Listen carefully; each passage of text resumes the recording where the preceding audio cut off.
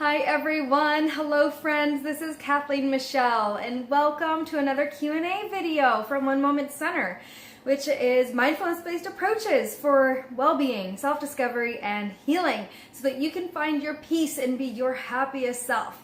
So thank you for being here and being open to being your best person, your happiest person, and finding your peace. So today I have a question that came my way and I'm really looking forward to answering it because I think we can all relate to this. So the question that came my way was about how I can stop beating myself up about a past regret, a past mistake, something that happened that really impacted other people even in a kind of negative, icky way. How do I let myself off the hook for something like that? So this is such a great question because I think we can all relate to this. And whenever one question comes my way, I really find it powerful to answer it for everybody because as it turns out, us humans go through mostly the same things, different circumstances because we're living our individual lives with the individual people in them. However, we tend to face the same kinds of situations, the same kind of troubles, the same things that get in the way of us being our happiest self and being at our most inner peace place. So I'm really looking forward to answering this question. And I'm going to tell you what I've done for my own practice, for my own self. And this isn't necessarily me saying it's the only way to approach things like this. I'm just going to share with you, based on mindfulness and my practices, what's worked for me. Okay, so I've been there too. I've done some stuff that I'm like, oh, I really wish I wouldn't have done that or said that, or that really hurt somebody's feelings, and what's done is done, right? We can't go back in history and do it over again. So here's my recipe for getting through that, whether it's way long ago, years ago, or last night. So here's my recipe.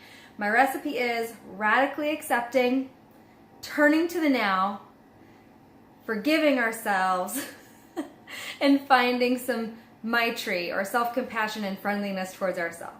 So let me go into a little bit of each of those just briefly.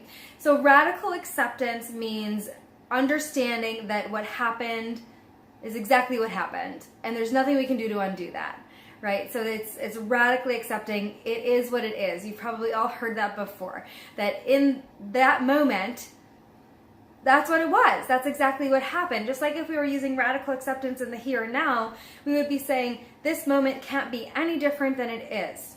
Given all the tiny circumstances that led up to this point, can't be anything different. This is exactly as it should be, actually.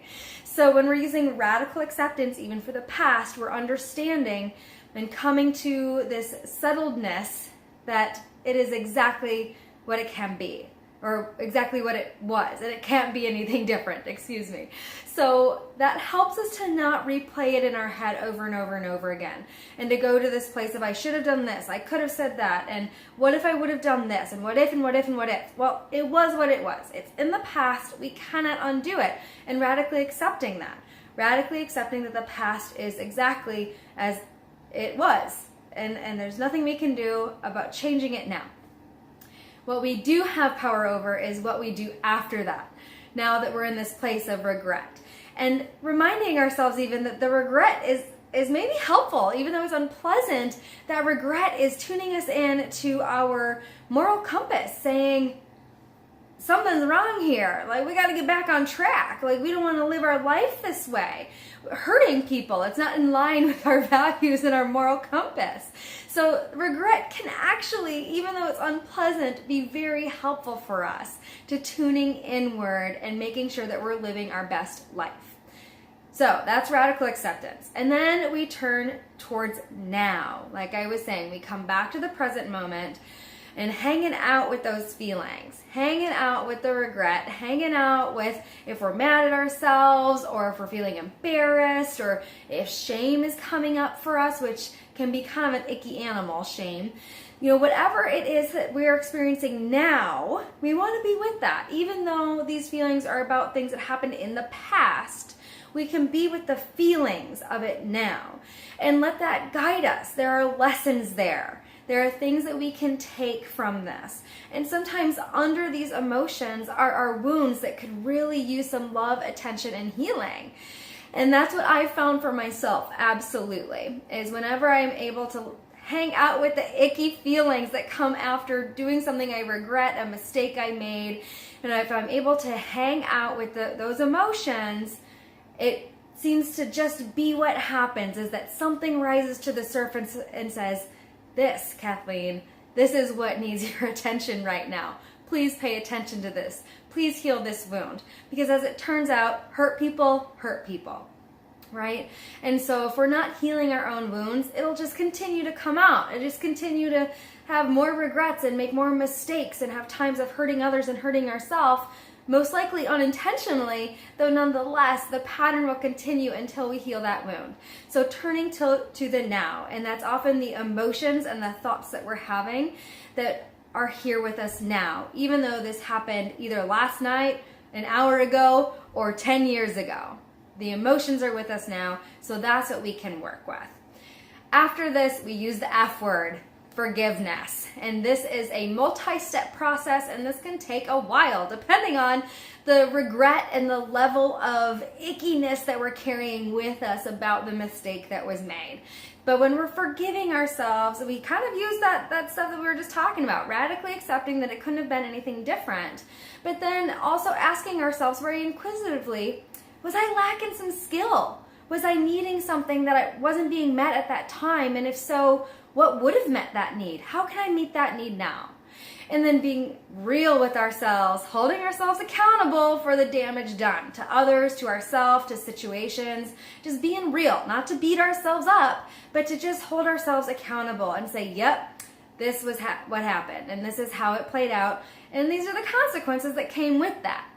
And from there, we can choose differently, right? And this is a really big part of our forgiveness process, is being able to say, that wasn't okay. I realized that wasn't okay. I'm not feeling good about it. And this is how I'm going to make amends to myself, to others. What apologies need to be said? What apologies need to be made through behaviors? And deciding to do things differently from here forward. Okay? How is it that we can move forward differently? What skills do we need to develop so that that doesn't happen again? We get our needs met so that we're not acting out in a way that makes us be not nice people or do things that we don't like. In retrospect, we're like, oh, I don't like that I did that, right? So we have to move forward differently. Really decide and commit to doing differently and being in a different way. All right, so after this, we come back to Maitri. M-A-I-T-R-I is how you spell that. And Maitri is about being with ourselves in a friendly way. Self-compassion, that loving relationship with ourselves, being our own best friend.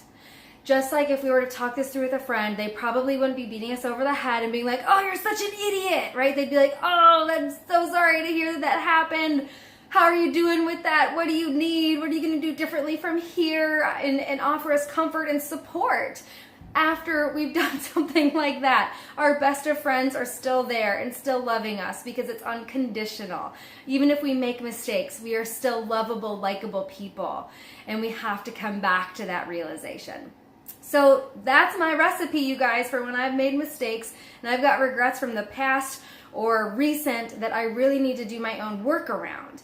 And this is a big thing to remind ourselves that when we have those regrets and we made mistakes, these are assignments, right? These are assignments for us to learn and to heal so that we can be our best self. And this process has brought me so much more inner peace instead of continuing to beat myself up about things that are in the past. I can't undo them. It's done.